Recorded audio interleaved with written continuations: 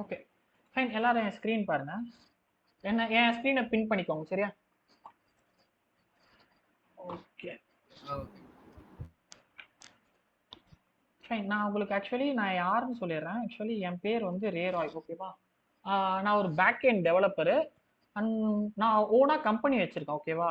ஜாட்டன் ஜாட்டன் தான் என்னுடைய company name. So அதான் உங்களோட லோகோவாக இருக்கும். அண்ட் நான் நிறைய வெப்சைட்ஸ்லாம் டெவலப் பண்ணியிருக்கேன். ஸோ கம்பெனி மூலமாக நான் நிறைய வெப்சைட்ஸும் டெவலப் பண்ணியிருக்கேன். என்னென்ன வெப்சைட்ஸ்னால், நீங்களே போய் சர்ச் பண்ணாலே வரும். பிஜிஎஸ்ன்னு போடுங்க. பிஜிஎஸ் அரக்கோணம். இது வந்து நாங்கள் பில்ட் பண்ணதில்லை. நாங்கள் நிறைய வெப்சைட்ஸ் ஆல்மோஸ்ட் நிறைய 8 வெப்சைட்ஸாக க்ளோஸ் பண்ணியிருக்கோம். இதுவங்களாம் வந்து எங்கள் கிளைண்ட்ஸ். ஓகேவா? ஸோ நீங்கள் கீழே பார்த்தீங்கன்னா என் லோகோ போட்டிருக்கோம் ஜாட்டன். இதெல்லாம் வந்து நாங்கள் பில்ட் பண்ண வெப்சைட்ஸ் தான். இது வந்து ஃபுல் ஸ்டாக் வெப்சைட்ஸ். சரியா? இந்த மாதிரி நாங்கள் நிறைய வெப்சைட்ஸ் வந்து டோட்டலாக பில்ட் பண்ணி வச்சிருக்கோம். ஸோ நான் லிட்டராக சொல்ல, நான் டீச்சர்லாம் கிடையாது. நான் ஒரு developer. Back end developer. I mean full stack developer. நான் ஃபுல் ஸ்டாக் கோர்ஸ் போட்டிருக்கலாம். பட் எனக்கு விருப்பம் கிடையாது ஃப்ரண்ட் எண்ட் எடுக்கிறது. ஃப்ரண்ட் எண்ட் வந்து என்ன சொல்கிறது, ரொம்ப க்ரியேட்டிவ் ப்ராசஸாக இருக்கும். சொல்லி கொடுத்தாலும் நீங்கள் அதை வச்சு நீங்கள் மணி மேக் பண்ணோன்னா அதுக்கு நீங்கள் எக்ஸ்ட்ரீம் க்ரியேட்டிவிட்டி பர்சனாக இருக்கணும். அதனால தான் நான் வந்து பேக் எண்ட் சூஸ் பண்ணி எடுக்கிறேனே. ஓகேவா? வேறு என்ன இருக்குது சொல்கிறதுக்கு? ஃபைன். அப்புறம் வந்து இப்போ இந்த கிளாஸஸ்ல நீங்க யாராவது பக்காவா பேக் எண்ட் டெவலப்பிங் கத்துக்கிட்டீங்க அப்படின்னா, நீங்க ஓரளவுக்கு ஒரு ஜீனியஸ் லெவல்ல கத்துக்கிட்டீங்கன்னா, நானே உங்களுக்கு வந்து கிளாஸஸ வந்து எடுக்க வைப்பேன். அண்ட் நீங்க என் கூட ஜாயின் பண்ணிக்கலாம். ஓகேவா? நீங்க எக்ஸ்ட்ரார்டினரியா இருந்தா, ஸ்கில்ஸ்ல எக்ஸ்ட்ரார்டினரியா இருந்தா நீங்க என் கூட ஜாயின் பண்ணிக்கலாம். அண்ட் நீங்க மணியும் மேக் பண்ண முடியும். ஓகேவா? அண்ட் ஒண்ணு கிளாஸ் எடுக்க யூஸ் பண்ணுவேன். இல்லனா வந்து நான் பண்ற ப்ராஜெக்ட்ஸ்ல யூஸ் பண்ணிப்பேன். இது ஒரு மெயின் திங். வேற என்ன சொல்லணும்னு நினைச்சேன்னா, தென் ஓகே. வேற எதுவும் இல்ல. சரி, ஓகே. இப்போ நம்ம டைரக்ட்டா வந்து இது உள்ள போயிடலாம். இப்போ ஒரு ஃபுல் ஸ்டாக் வெப்சைட்ன்னு எடுத்துட்டீங்கன்னு வச்சுக்கோங்களேன். ஒரு ஃபுல் ஸ்டாக் வெப்சைட் எப்படி இருக்கும் அப்படின்னா, ஒரு ப்ராஜெக்ட்ன்னு எடுத்துட்டோம்னா, எப்பவுமே வந்து ஃப்ரண்ட் எண்ட், பேக் எண்ட்ன்னு பிரிப்பாங்க. அதாவது இது வந்து ஃப்ரண்ட் எண்ட் அண்ட் இது வந்து பேக் எண்ட். சரியா? ஸோ ஒரு ஃபுல் ஸ்டாக் ப்ராஜெக்ட்ன்றது இது 2மே சேர்ந்தது தான். அண்ட் இது கூட டேட்டாபேஸ் இருக்கும். ஃபர்ஸ்ட் எல்லாம் என்ன பண்ணாங்கன்னா, வெறும் ஃப்ரண்ட் எண்ட் டெவலப்பர் மட்டும் ஹையர் பண்ணுவாங்க. அப்புறமா தனியா பேக் எண்ட் டெவலப்பர் ஹையர் பண்ணுவாங்க. இப்படி பண்றதால இப்ப இவனுக்கும் வந்து 30K பே பண்ணும். இது போக பேக் எண்ட் டெவலப்பருக்கும் வந்து தனியா வந்து 30K பே பண்ற மாதிரி ஆயிடும். சரியா? ஸோ 60K வந்து ஆயிடும். ஹலோ ஆசிஃப் ப்ரோ, கேக்குதா? Hello Asif bro. கேக்குது ப்ரோ, கேக்குது. Fine bro. ஓகே. இப்போ ரெண்டும் சேர்த்து இப்போ தனித்தனியா ஹையர் பண்றதால கம்பெனிக்கு எவ்வளோனா 60K ஆகும். அதாவது 2 வேலை செய்யறதுக்கு இப்போ நான் 60K பே பண்ணோம். அதுக்கு பதிலாக இப்பெல்லாம் என்ன பண்றாங்கன்னா, ஒரே ஒருத்தனை சூஸ் பண்ணிக்கிறாங்க. ஃபுல் ஸ்டாக் டெவலப்பரா எடுத்துட்டு அவனுக்கு வந்து வெறும் 45K கொடுத்துட்றாங்க. அப்படி கொடுக்கறதால அவனுக்கு நிறைய சேவ் ஆகுது. மணியும் சேவ் ஆகுது. பிளஸ் அவனுக்கு வந்து 2 பேருடைய கோடும் தெரிஞ்சதால அவனே எல்லாத்தையும் முடிச்சிருவான், எந்த ப்ராப்ளமே இல்லாம. சரியா? அதனால தான் இப்போ மெயினா ஃபுல் ஸ்டாக் டெவலப்பிங்ல கான்சென்ட்ரேட் பண்றாங்க. இப்போ இது வந்து மணி இதான் பிளேஸ்மெண்ட்ஸ்க்கு சும்மா ஒரு ஐடியா. இப்போ ஒரு ஃப்ரண்ட் எண்ட், பேக் எண்ட் இது வந்து தனியா இருக்கும். அண்ட் பேக் எண்ட் தனியா இருக்கும். இப்போ நானே ஒரு ப்ராஜெக்ட்டே பண்ணா கூட நான் எப்படி தெரியுமா ஒர்க் பண்ணுவேன் ஒரு ப்ராஜெக்ட்ல? ஃப்ரண்ட் எண்ட்னு தனியா ஒரு ஃபோல்டர் மாத்திப்பேன். இப்போ வந்து ஃபுல் ஸ்டாக் ப்ராஜெக்ட்டா ஒரு ப்ராஜெக்ட்னு எடுத்துக்கிட்டேன் அப்படின்னா, இப்போ இதெல்லாம் வந்து ப்ராஜெக்ட்ஸ். இப்போ இந்த பிடிஎம்ஹெச்எஸ் இருக்குல்ல, இது வந்து இப்போ நான் காட்டின வெப்சைட்ல அந்த ப்ராஜெக்ட். அதே மாதிரி ரெஸ்டாரண்ட்டுக்கு பில் பண்ண வெப்சைட் வந்து பூம் பர்கர். இந்த மாதிரி இப்போ நான் ஒரு ப்ராஜெக்ட்னு எடுத்துக்கிட்டேன்னா, கிளைண்ட்னு ஒன்று எடுத்துப்பேன், சர்வர்னு எடுத்துப்பேன். அதாவது இது வந்து கிளைண்ட், இது சர்வர். ரெண்டுத்துக்கும் நீங்க தனித்தனியா கோட் பண்ணணும். இப்ப நம்ம ஃபுல்லா கான்சென்ட்ரேட் பண்ண போது இந்த ஃப்ரண்ட் எண்ட் மட்டும் தான். ஏதாவது உங்களுக்கு ஒரு 2 நாள் நான் என்ன சொல்லி தருவேன், ரியாக்ட்ல பேசிக் சொல்லி தருவேன். பிளஸ் HTML CSS யூஸ் பண்ணி எப்படி ஃப்ரண்ட் எண்ட்ல இருந்து பேக் எண்ட் ரிக்வெஸ்ட் மேக் பண்றதுன்னு சொல்லி தருவேன். பட் ஃபுல் அண்ட் ஃபுல் நம்ம இதுல தான் கான்சென்ட்ரேட்டே பண்ணுவேன் நான். ஓகேவா? மெயினா அதுவும் ஜாவாஸ்கிரிப்ட் இதெல்லாம் கான்சென்ட்ரேட் பண்ணுவேன். அண்ட் இப்போ ஒரு ரெக்வெஸ்ட் வந்து ஃப்ரண்ட் எண்ட்ல இருந்து பேக் எண்டுக்கு போகுது அப்படின்னா எதுல போகும்னா, நம்ம வந்து ஸ்ட்ரிங்ல தான் அனுப்புவோம். சரியா? அதாவது டேட்டா வந்து ஸ்ட்ரிங்ல தான் அனுப்பவே முடியும் ஃப்ரண்ட் எண்ட்ல இருந்து பேக் எண்டுக்கு. இது என்ன பண்ணும்னா அது ஜேசனா கன்வெர்ட் பண்ணிக்கும். உங்களுக்கு இப்போ வந்து சும்மா வேர்ட்ஸ் மட்டும் தெரிஞ்சுக்கோங்க. நான் உங்களுக்கு போக போக வந்து ஒவ்வொரு வார்த்தைக்கும் ஜேசன்னா என்ன அப்படின்னா எல்லாத்தையும் பண்றேன். அது என்ன பண்ணும், இங்க இருந்து ரெஸ்பான்ஸை இந்த சர்வர் வந்து ஃப்ரண்ட் எண்டுக்கு அனுப்பும். சரியா? ஒரு ஃபுல் வெப்சைட்ன்றது இப்படிதான் ஒர்க் ஆகும். நீங்க பாக்குறது இந்த இடத்துல இது ஒரு வெப்சைட் இருக்குன்னு வச்சுக்கோயேன். இது வெறும் ஜஸ்ட் ஃப்ரண்ட் எண்ட் மட்டும் தான். பேக் எண்ட்ல என்ன நடக்குதுன்னே உனக்கு தெரியாது. எனக்கு ஃப்ரண்ட் எண்ட் சுத்தமா பிடிக்கவே பிடிக்காது. ஏன்னா வந்து ரொம்ப ஸ்ட்ரக்சர் பண்ற மாதிரி இருக்கும். ஒரு அழகா டிசைன் போட்டு எல்லாமே பண்ற மாதிரி இருக்கும். சரியா?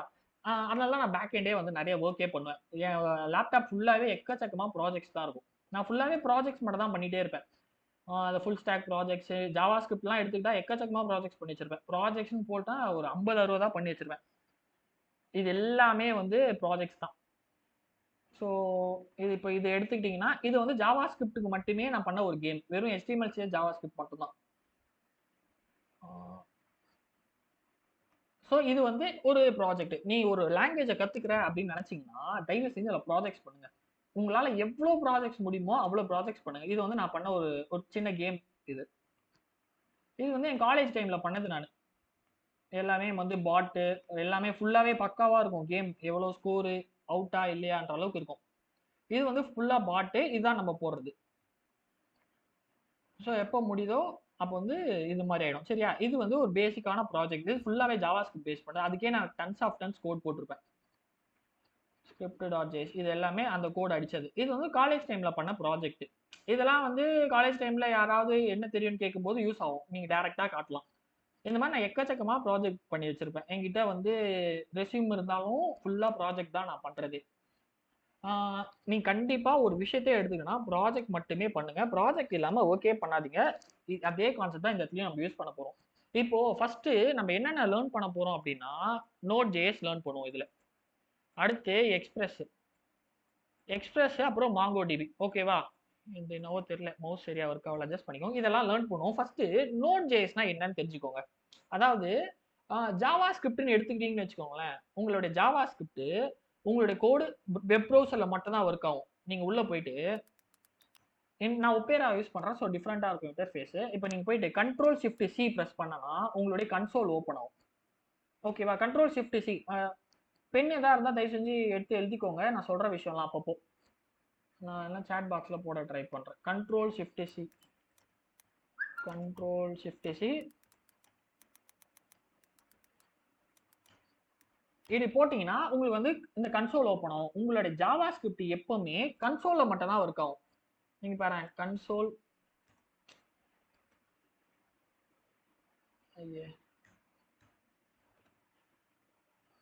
கன்சோல் டாட்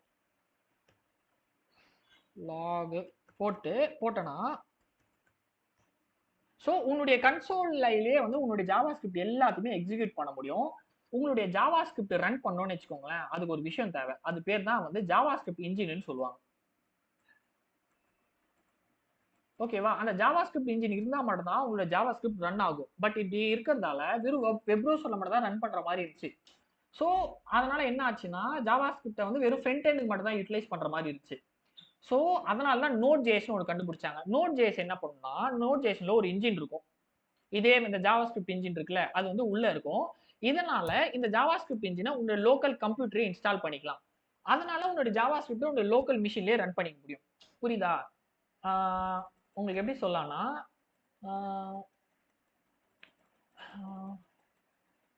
ஜாவா ஸ்கிரிப்ட் உடைய ஒரு அண்ணன் வச்சுக்கோயேன். அண்ணா தான் வந்து ஒரு அந்த இன்ஜின்.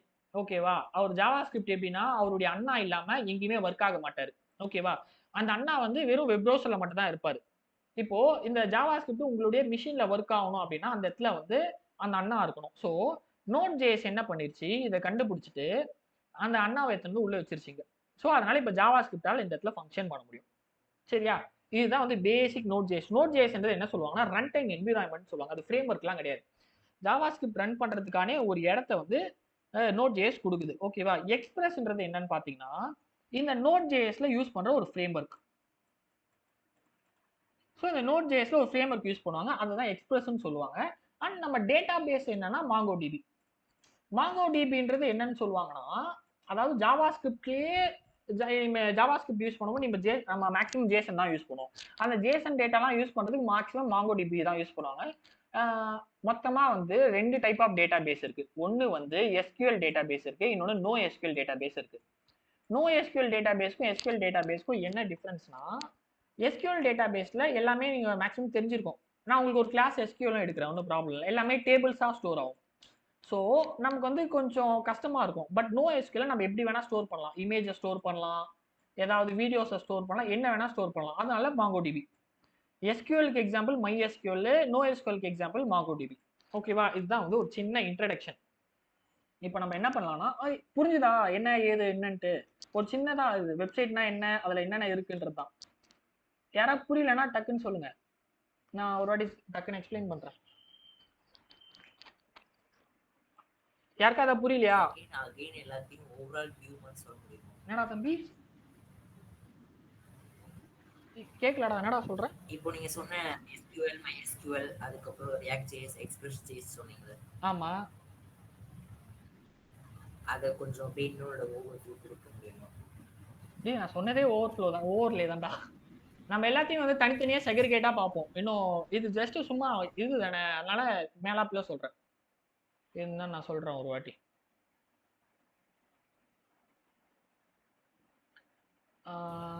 நான் ஒரு ப்ராஜெக்ட்னு எடுத்துக்கிட்டேன்னா, ஒரு ஃபுல் ஸ்டாக் டெவலப்பர் ப்ராஜெக்ட் எப்படி பண்ணுவார்னா, கிளைண்ட்டு சர்வரும் தனித்தனியா பிரிச்சு பில்ட் பண்ணுவார். ஓகேவா?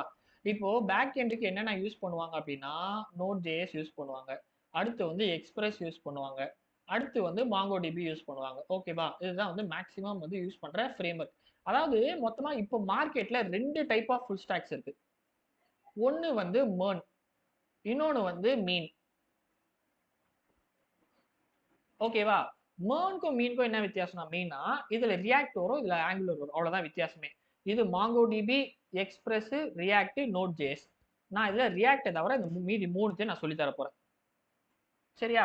இதுதான் வந்து மெயின் திங். அண்ட் என்னுடைய ஸ்கில் செட் என்னன்னு கேட்டிங்கன்னா, எனக்கு என்னென்ன தெரியும்னா, சி தெரியும், சிபிபி தெரியும், ஜாவா தெரியும், பைத்தான் தெரியும், and Java script, HTML, CSS, அப்புறம் வந்து இந்த மாங்கோடிபி, எக்ஸ்பிரஸ்ஸு, நோட் ஜேஎஸ், தென் எனக்கு ஸ்ப்ரிங் தெரியும், ஸ்ப்ரிங் பூட் தெரியும், ஸ்ப்ரிங்கு அண்டு ஸ்ப்ரிங் பூட்டு, தென் ஹைபர்நேட்ஸ் தெரியும், சர்வ்லெட்ஸ் தெரியும்.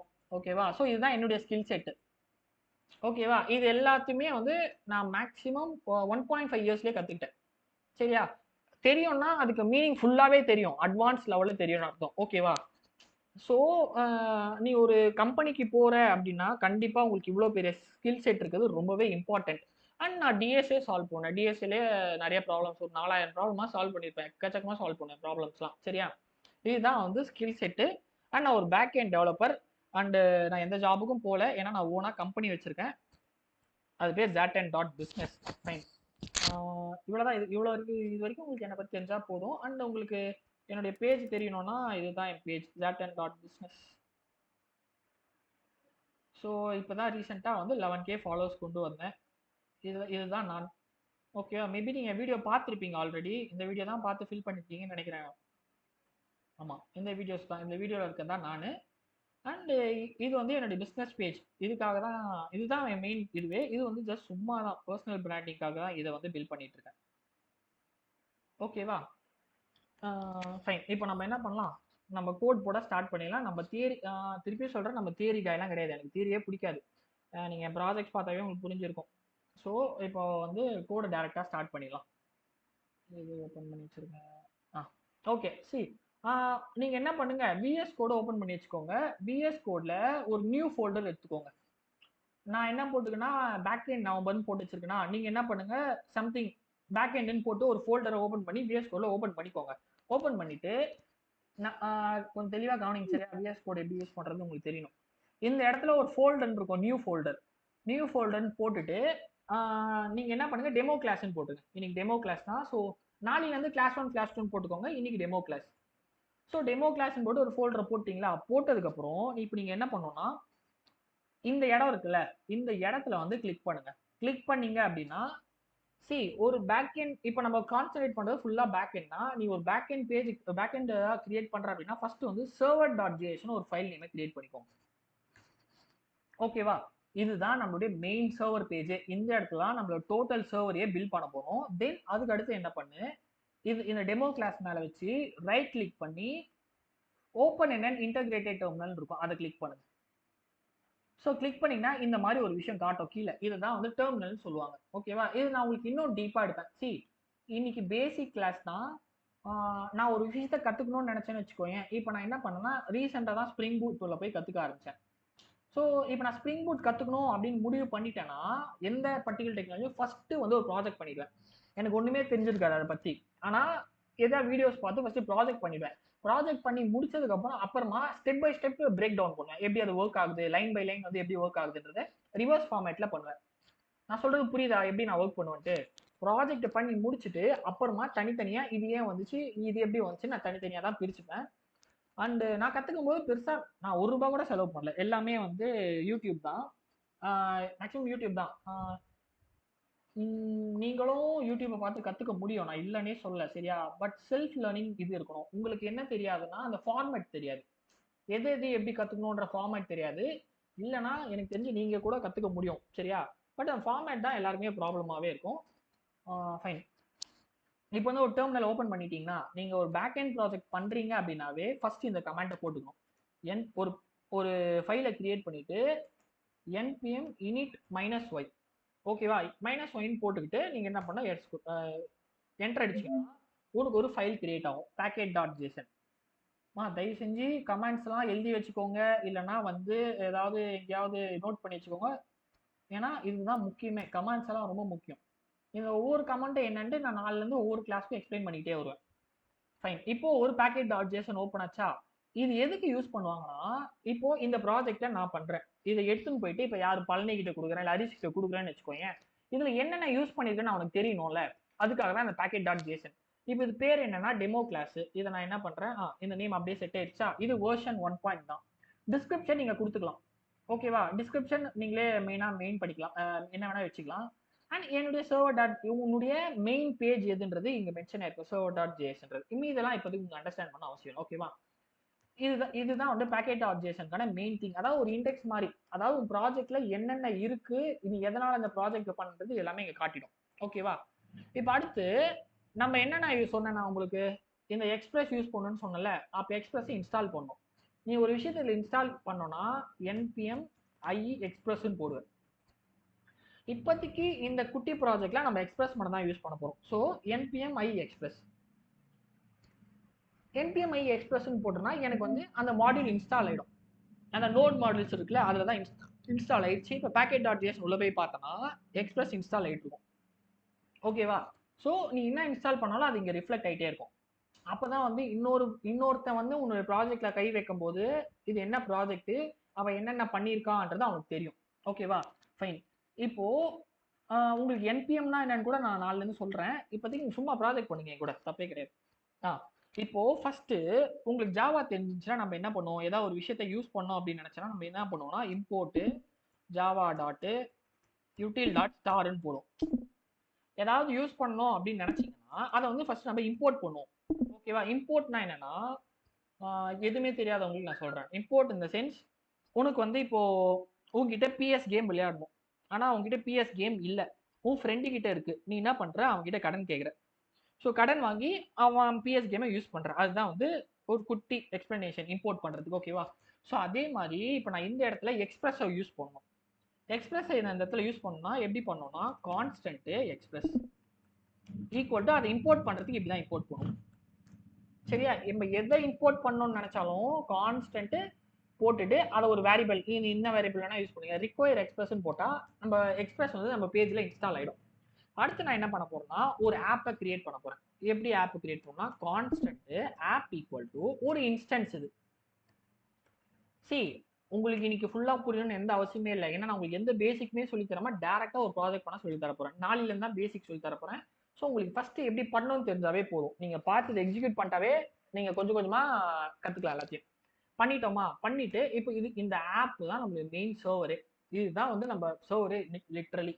அடுத்து நம்ம என்ன பண்ண போறோம்னா நம்மளுடைய சிஸ்டம்ல நிறைய போர்ட்ஸ் இருக்கும், எக்கச்சக்கமான போர்ட்ஸ் இருக்கும். அந்த போர்ட்ஸ்ல எந்த போர்ட்ல ரன் பண்ண போறது நம்ம மென்ஷன் பண்ணணும்.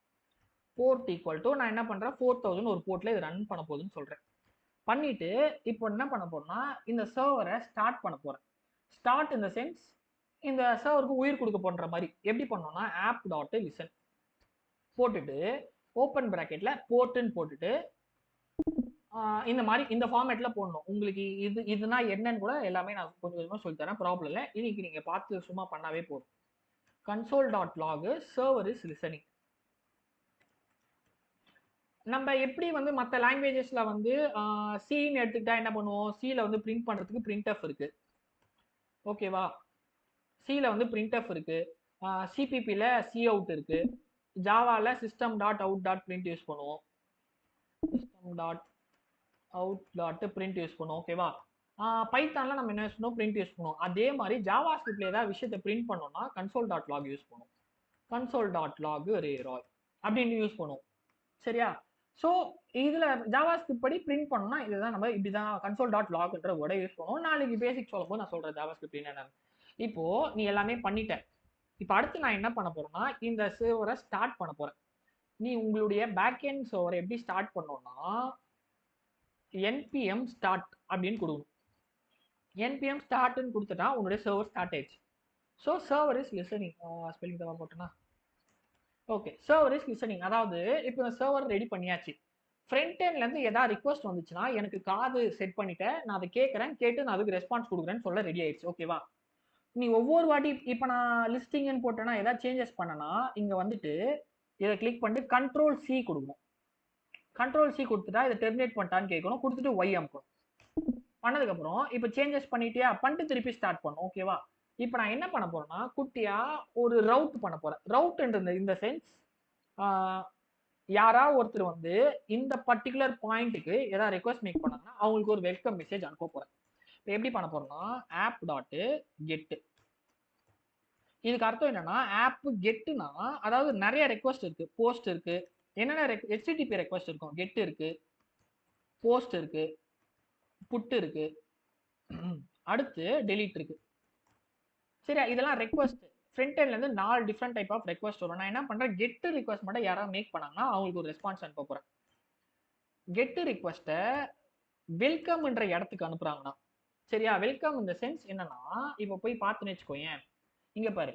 இப்போ நான் இந்த வெப்சைட்டை கிளிக் பண்ணதும் www.livechat.com டைப்பிங் ஸ்பீட் டெஸ்ட்ன்ற இடத்துக்கு தான் அந்த மெசேஜ் போகுது. ஸோ நம்ம இந்த மெசேஜ் தான் நம்ம மேக் பண்ணிட்டு இருக்கோம், சரியா? அப்போ நான் என்ன பண்றேன், வெல்கம்ன்ற இடத்துக்கு ஏதாவது மெசேஜ் வந்துச்சு அப்படின்னா ஒரு விஷயத்தை அனுப்ப போறேன். எப்பவுமே வந்து 2 ஆர்குமெண்ட் இருக்கும். ரெக்குன்றது என்னன்னா ரெக்வஸ்ட், ஃப்ரண்ட் எண்ட்ல இருந்து வர ரெக்வஸ்ட், அதுக்கு நீ என்ன ரெஸ்பான்ஸ் அனுப்ப போற போட்டுட்டு இதை கம்ப்ளீட்டா புரிஞ்சுக்கணும்னு அவசியம் இல்லை, ஏன்னா இது எல்லாமே லைன் பை லைன் பேசிக்கா சொல்ல போறேன். ஸோ சும்மா பாருங்க, முடிஞ்ச அளவுக்கு அண்டர்ஸ்டாண்ட் பண்ணுங்க, அவ்வளவுதான். இப்போ நான் என்ன பண்ண போறேன்னா ஒரு ரெஸ்பான்ஸ் அனுப்ப போறேன். Response dot send hello welcome to the பேஜ்னு அனுப்புறேன், அவ்வளவுதான். ஃபைன். இதுதான் வந்து என்னோட சர்வர், குட்டியான சர்வரை பில்ட் பண்ணி முடிச்சுட்டேன். இப்போ இது ஒர்க் ஆகுதா இல்லையா நான் தெரிஞ்சுக்கணும்னா ஒரு விஷயத்தை தெரியணும். ஒரு வெப்சைட்னு எடுத்துக்கிட்டா ஒரு பர்டிகுலர் டொமைன்ல ஒர்க் ஆகும். www.chat.com மட்டும் தான் இந்த வெப்சைட் நேம். ஆனா இப்போ நம்ம சிஸ்டம்ல இருக்கு. அப்ப நம்ம சிஸ்டம் பேர் என்னன்னா http லோக்கல் ஹாஸ்ட், நம்மளோட போர்ட் நம்பர் என்ன 4000, இதுதான் வந்து நம்மளுடைய டொமைன் நேம், இதுதான் நம்மளுடைய சிஸ்டம் நேம், சரியா? அதாவது இதோடைய ரிப்ளேஸ்மெண்ட் இது. இப்போ இந்த வெப்சைட்டை இந்த பேக் எண்ட் எடுத்து ஹோஸ்ட் பண்ணனா இந்த மாதிரி ஏதாவது ஒரு பேருக்கு நம்ம யூஸ் பண்ணிக்கலாம். இந்த ப்ராஜெக்ட் கம்ப்யூட்டர்ல இருக்க வரைக்கும் இதுதான் நம்மளுடைய பேர், சரியா? போட்டுட்டு ஸ்லாஷ் வெல்கம் இந்த இடத்துக்கு ஏதாவது ஒரு மெசேஜ் வந்துச்சுன்னு வச்சுக்கோயேன், யாராவது இந்த இடத்துக்கு ஒரு மெசேஜை கொடுத்தாங்க அப்படின்னா நம்ம என்ன பண்ணுவோம், ஹலோ வெல்கம் டு த பேஜ்னு இந்த பேக் எண்ட் வந்து ரெஸ்பாண்ட் பண்ணும். ட்ரை பண்ணலாமா? இப்போ பாரு, இப்போ நான் என்ன பண்ணுறது, கமெண்ட் லைன் போட்டுறேன், பண்ணிட்டு npm ஸ்டார்ட். சர்வர் ஸ்டார்ட் ஆயிடுச்சு. இப்போ நான் என்ன பண்றேன், இதுதான் என்னோட யூஆர்எல். இந்த யூஆர்எல் போய் வெப்சைட்ல லிங்க் அனுப்புறேன்னு வச்சுக்கோங்க, யூஸ் பண்றேன்னு வச்சுக்கோங்க, பேஸ்ட் பண்றேன், அவ்வளவுதான்.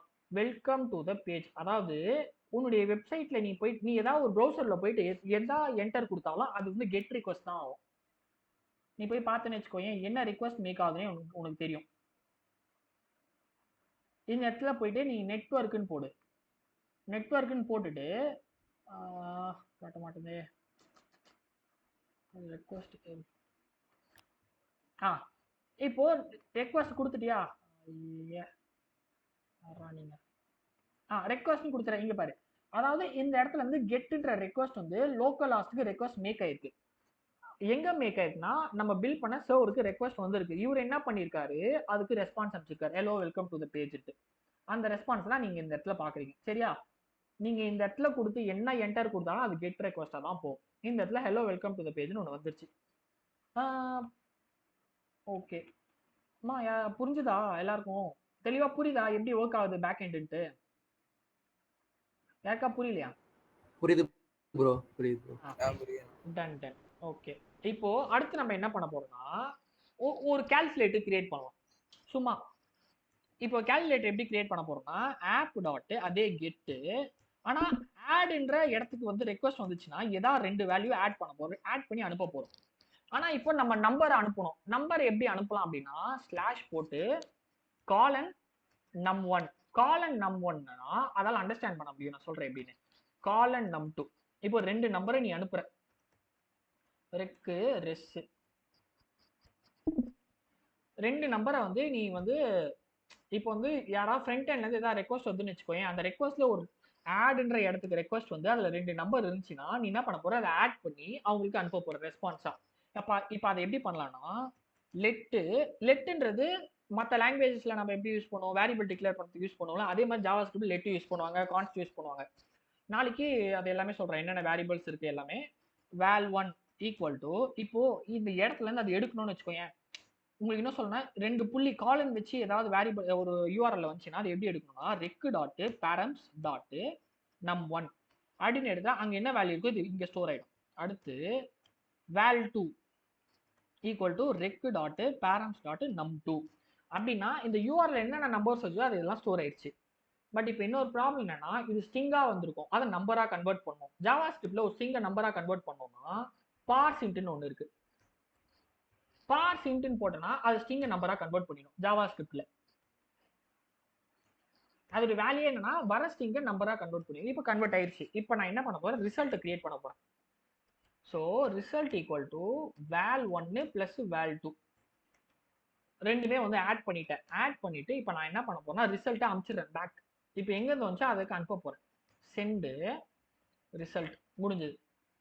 இப்போ நான் வந்து ரீஸ்டார்ட் பண்ணணும். ரீஸ்டார்ட் பண்ணாமல் ஒர்க் ஆகாது. கண்ட்ரோல் சி ஒய் கொடுத்துட்டு npm ஸ்டார்ட் அப்படின்னு கொடுத்தா தான் என் சர்வர் திருப்பி ஸ்டார்ட் ஆகும். npm ஸ்டார்ட், என் சர்வர் ஸ்டார்ட் ஆயிடுச்சா? இப்போ நான் போய் அதை ரெக்வஸ்ட் மேக் பண்றேன் பாரு. நான் என்ன சொல்லியிருக்கேன், அதாவது வெல்கம் பேஜ்ல இப்போ வந்து ஆட் பேஜ் ஆடு. அடுத்து நான் என்ன பண்றேன், 2 நம்பர் அனுப்பணும். ஒன்று வந்து 1/2 அதுதானே நம்ம ஃபார்மேட்டு. அதாவது ஆடுக்கு அப்புறம் ஒரு நம்பரு இன்னொரு நம்பர் அனுப்புனாதான் வந்து எனக்கு வந்து ரிசல்ட்டா வரணும். ஸோ போட்டு அனுப்புறேன்னு வச்சுக்கோங்க, இன்வேலிட் கோடு வருதா, நம்பர் 2 என்ன தப்பு பண்ணிட்டேன்னா சர்வர் ஸ்டார்ட் பண்ணலையா, இன்வேலிட் ஸ்டேட்டஸ் கோடு. சரி, இந்த மாதிரி வந்து எரர் த்ரோ ஆச்சு அப்படின்னா நம்மளுடைய சர்வர் வந்து கிராஷ் ஆயிடும். இதுதான் வந்து சர்வர் கிராஷ்னு சொல்லுவாங்க. இப்போ நம்ம என்ன தப்பு பண்ணியிருக்கோம், இந்த சென்ஸ் ரிசல்ட்டு இதை வந்து ஜேசனா அனுப்பணும், சென்ட் பண்ண முடியாது. ஆக்சுவலி ஜேசனா அனுப்புனாதான் போகும்னு நினைக்கிறேன். ரிசல்ட் இந்த மாதிரி சர்வர் கிராஷ் ஆயிடுச்சுனாலும் திருப்பி ஃபர்ஸ்ட்ல இருந்து ஸ்டார்ட் பண்ணும். npm ஸ்டார்ட் போட்டுட்டு இப்போ அனுப்பலாம். ஃபைன் வந்துருச்சு. ஓகேவா, ஒரே நிமிஷம் இருங்க.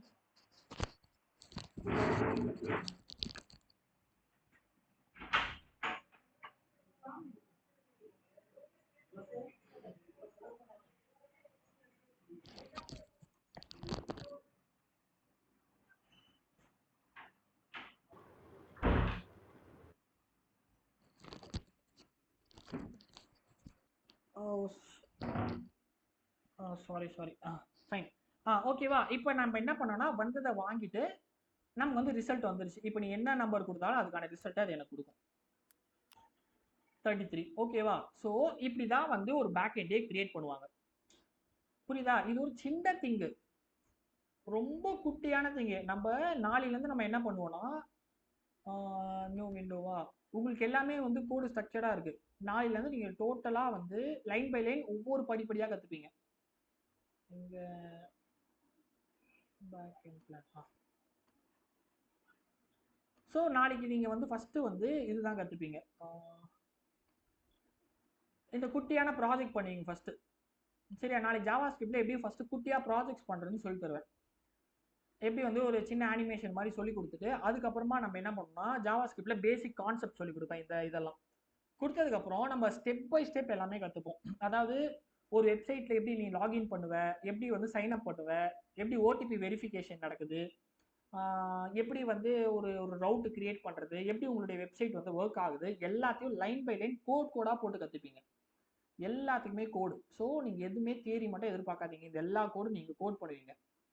இது கோட் பண்ணால் மட்டும்தான் உங்களால் ஒரு பேக்எண்ட் டெவலப்பராக மாற முடியும். சரியா? தியரி கற்றுக்கிறதால உங்களால் ஒன்றுமே பண்ண முடியாது. தியரி வச்சு ஒன்றுமே வேலையே நடக்காது. ஸோ இந்த எல்லா கோடுமே நீங்கள் போட போகிறீங்க. எப்படி டேட்டா பேஸ் கனெக்ட் பண்ணுறது எல்லாமே. சரியா? ஸோ நாளைக்கு வந்து பேசிக் ஜாவா ஸ்கிரிப்டில் ஒரு ப்ராஜெக்ட் பண்ணுவீங்க. குட்டி ப்ராஜெக்ட் தான். ஸோ லிட்டரலாக இந்த ப்ராஜெக்ட் தான் பண்ண போகிறீங்க நீங்கள் நாளைக்கு. ஸோ லைக் நிறைய பேருக்கு தெரியாதுல்ல. ஸோ அதனால் இந்த குட்டி ப்ராஜெக்ட் எப்படி ஒர்க் ஆகுதுன்னு சொல்லுவேன். நெக்ஸ்ட் நாளைக்கு வந்து இது அது கூடயே டைம் இருந்துச்சுன்னா இந்த இதுவும் முடிச்சிடலாம். ஸோ இந்த 2 ப்ராஜெக்ட் பண்ணுறதால உங்களுக்கு ஜாவா ஸ்கிரிப்ட், HTML, CSS எப்படி ஒர்க் ஆகுதுன்னு உங்களுக்கு புரிஞ்சிடும். சரியா? ஒரு கேம் எல்லாம் எப்படி பில்ட் பண்ணுறாங்க, ஒரு பேசிக் திங் இதெல்லாம். ஸோ இது புரிஞ்சிச்சுன்னா அடுத்து நம்ம என்ன பண்ணலாம்னா லைட்டாக அந்த தியரி வைஸ் போவோம். ரொம்ப குட்டியாக வந்து எப்படி வந்து ஜாவா ஸ்கிரிப்ட் வேரியபிள்ஸ்லாம் இருக்குன்னு கற்றுப்போம். சரியா? இதுதான் வந்து பேசிக் திங். ஃபைன். இப்போ வந்து இது நான் உங்களுக்கு போட்டுட்டேன். ஆடுக்கு போட்டுட்டேன். நீங்கள் என்ன பண்ணுங்க, எனக்கு வந்து சப்ராக்ஷனுக்கு ஒரு ரவுட்டு இதே மாதிரி சப்ராக்ஷன் எப்படி ஒர்க் ஆகணும், அடுத்து வந்து மல்டிப்ளிகேஷனு, அடுத்து டிவிஷன், இதே மாதிரி எனக்கு வந்து சப்பு மல்டிபிள் டிவைடுக்கு எனக்கு போட்டுட்டு அவுட்புட் காட்டிட்டு நீங்கள் லீவ் பண்ணிக்கலாம். சரியா? உங்களுக்கு இந்த ஃபைலை இப்போவே நான் உங்களுக்கு குரூப்பில் அனுப்புகிறேன். ஸ்க்ரீன் ரெக்கார்ட் ஆல்மோஸ்ட் பண்ணிட்டேன். ஒர்க் ஆகும்னு நினைக்கிறேன். ஸ்க்ரீன் ரெக்கார்ட் ஆச்சா பார்க்கலாமா?